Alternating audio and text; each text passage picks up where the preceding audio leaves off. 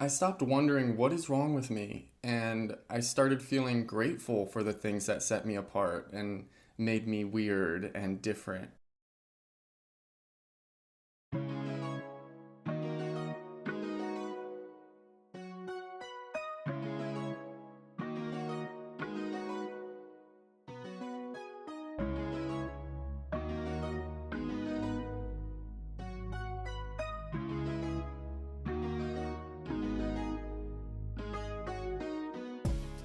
Hey guys, welcome back to another video. A wise man once said, "Seek peace and pursue it." What brings you peace? Working out brings me a great sense of peace before starting my day. I think it kickstarts my body, gets my blood flowing, and I can always feel it throughout the day when I skip a workout. So I try to not skip unless I have to.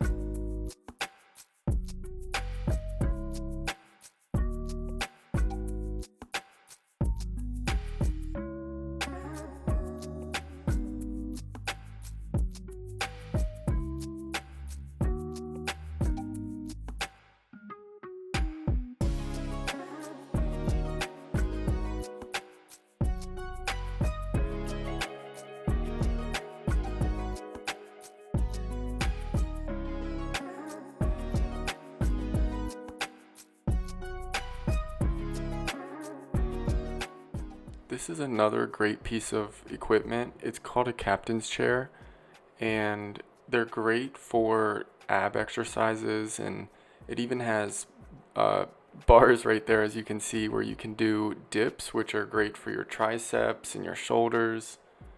As you can see right here, I'm doing leg lifts, and I love these exercises because they're great for your abs. Plus, I've been doing them for a while, so I've gotten pretty good at them. And there's a couple different ways you can do them, but that's just the basic way. Okay, now this thing is another really cool piece of equipment, I guess you would call it. It's called an ab wheel. You've probably seen them before, but I've been using one of these since I started working out for the first time, and I swear by them. You can do it anywhere, and I used to bring mine to the gym with me because they didn't have one, or if they did, it was always being used by someone. So I was always that guy that had my own little ab wheel, and I would finish every workout with like, I don't even remember how many reps, probably like 50.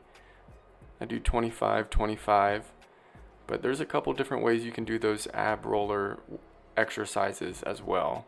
And then here I'm just stretching. You gotta stretch. If you don't stretch, you're gonna feel it even more than you will with stretching the next day. So try to stretch if you have time or if you can. These are just a couple basic ones. I don't do anything too fancy, but I can definitely tell when I don't stretch after working out.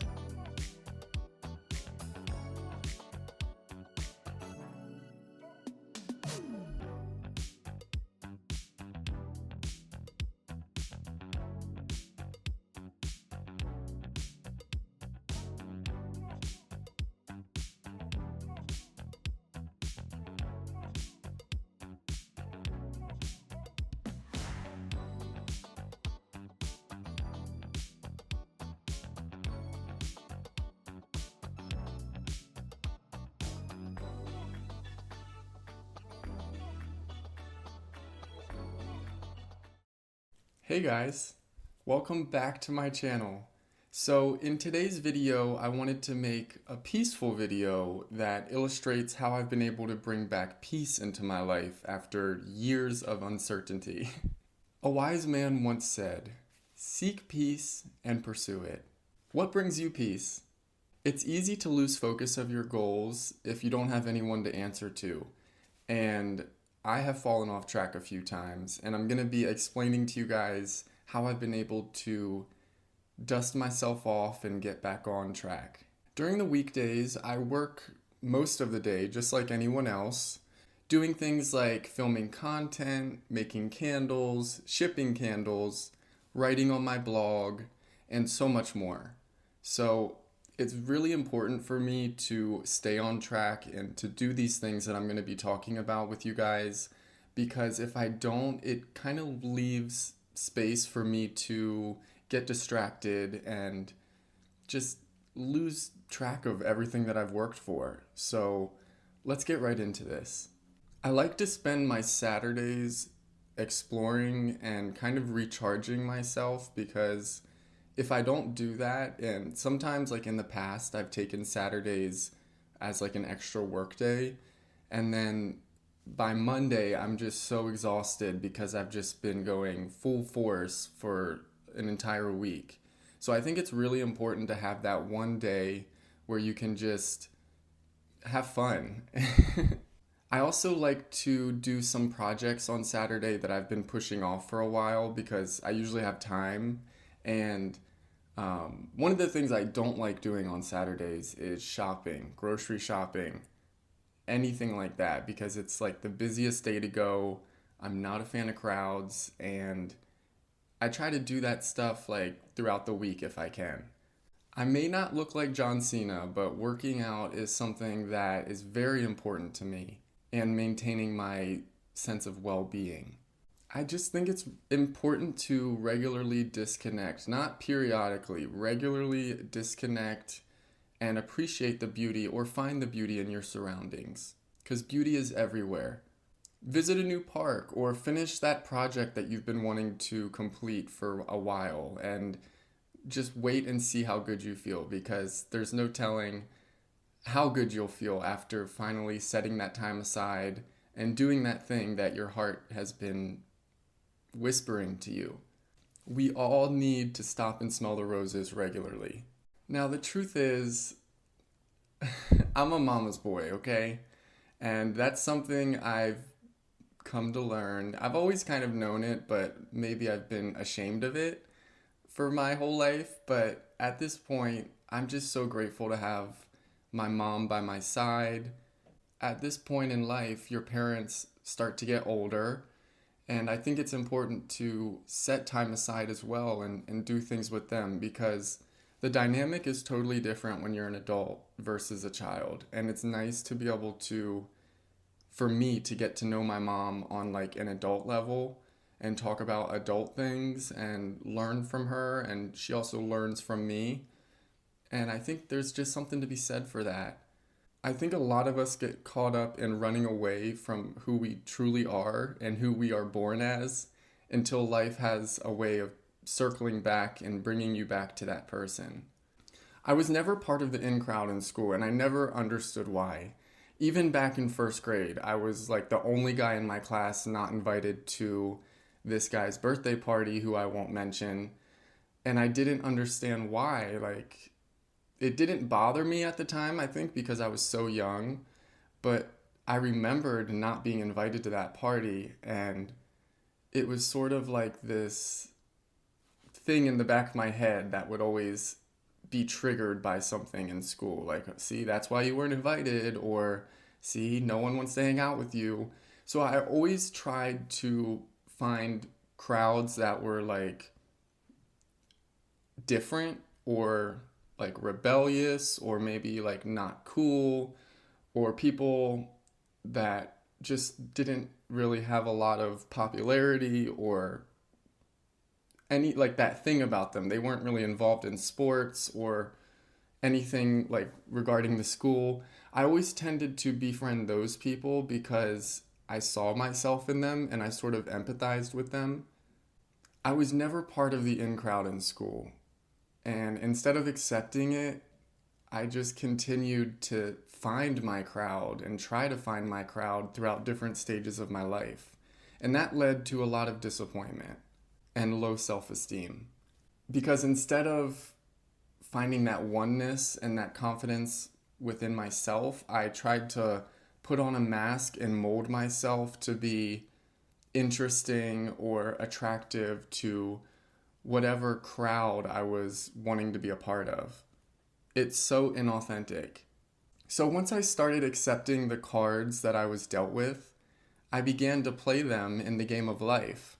And at that point, my previous struggles began to lose power over me.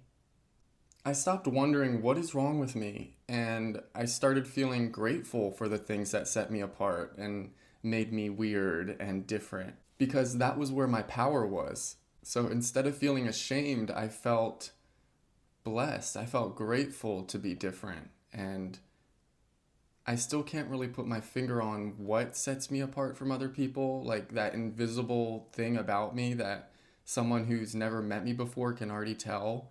And I don't know if it's just because I'm gay or what it is, but even before I even knew what being gay meant, I was set apart from my peers. And I'm hoping to one day fully grasp that and understand what that was. And I'm almost there. So at this moment, once I started playing with my cards instead of trying to create my own cards and then play with those, I realized I finally found peace in my life, and I decided I was going to start pursuing that. I think other people around you can tell when you're no longer lost and you know who you are. At my lowest, I was surrounded by so many people who I thought were my friends, but only were there for a good time. I've had a couple of different experiences. One of them was when I was 17 and getting ready to move to Arizona. I was at another pool party, and this girl just went haywire on me. I don't exactly remember why. I think a lot of it had to do with like her pent up emotions and angst and sadness, whatever it was. She full on attacked me, and her boyfriend started attacking me as well. And I literally had to run away from this house, drive back home, walked in the door. I was crying my eyes out. My dad was there with my mom. Yes, they were divorced at the time, but my mom was just kind of hanging out because she wanted to see me before I moved out to Arizona. And as soon as I walked in and was like explaining everything, all of that, my dad before I could even finish my sentence, he got in his car, drove to her house with my mom, and I don't really know what happened. I think he just showed up and like cussed all of them out, and then they threatened to call the cops on him. But that was the moment I realized, like, what am I doing hanging out with these people? I felt like my whole high school life was a lie. Because once I finally came out to them, they all started treating me differently, every single one of them. And it made me realize that these people were attracted to the man I was portraying, the mask that I was portraying, not the true guy behind the mask. And once I started to give them a peek of the guy behind the mask, they hated it and they reacted with such violence and disapproval. So another reason why you should portray yourself for the person you are. I mean, don't even portray yourself, just be yourself. That was a huge lesson for me. And it's hard when you're in high school or college and trying to fit in and make friends, but people can tell when you're not being authentic either. I think it makes life so much easier when you're just being your full, honest, true self, because you don't have to go through experiences like I did. Once I stopped wearing a mask, an invisible mask, and living within the invisible barriers of my environment, people started falling away like flies, even some family members. It wasn't a bad thing though, because I started attracting real, genuine friends who are attracted to my character, not just what they see on the surface. So now I really enjoy devoting myself to things that bring me peace and inner fulfillment, no matter what anyone else has to say about it. I've been wanting to upgrade this old dresser for years, and I saw the potential it held. That's why I never just kind of sold it or threw it away, even though it was beat up and mangled. I still saw the potential in it, and I knew that I could make it better with just a little bit of elbow grease. You might view your life as an old, beat up dresser, kind of collecting dust in the corner. Once you devote time and energy into making that dresser, aka your life, better, the possibilities are endless. The dresser turned out exactly how I envisioned it in my head. Like, I manifested the dresser. It now sits in my office in open view rather than being hidden away in my closet. And I just love how it turned out. And I'm so grateful I set the time aside and set everything up. And it took a while, it did, but it was so worth it. If my dresser had a voice, it would definitely be louder and prouder than it was before the upgrade. Seek peace and pursue it. Seek peace and pursue it because the possibilities are endless, clearly. What do you guys think about it? Do you like it? Do you like the way it turned out? I love it. The color's perfect, the finish, the knobs, everything. I no longer have to think about what I want to do when I see the dresser. Now I'm able to admire the dresser because of the time and effort I put into it. So I wanted to incorporate this into the video because it's such a great analogy for life. You really have to set aside time and sometimes money, effort into bettering your life. And it's not always going to be easy. And there might be issues along the way. Like, I forgot to buy a mask, so I had to use my shirt the whole time I was spray painting, and I didn't want to show that on YouTube because it's just, it doesn't look the best. So here is the finished dresser. I hope you guys like it. I hope you're inspired by this video. Let me know what you thought about it. Thank you so much for watching, and make sure you wish your mom a happy Mother's Day, okay? All right. Well, thanks again, guys. I'll see you in the next one. Bye.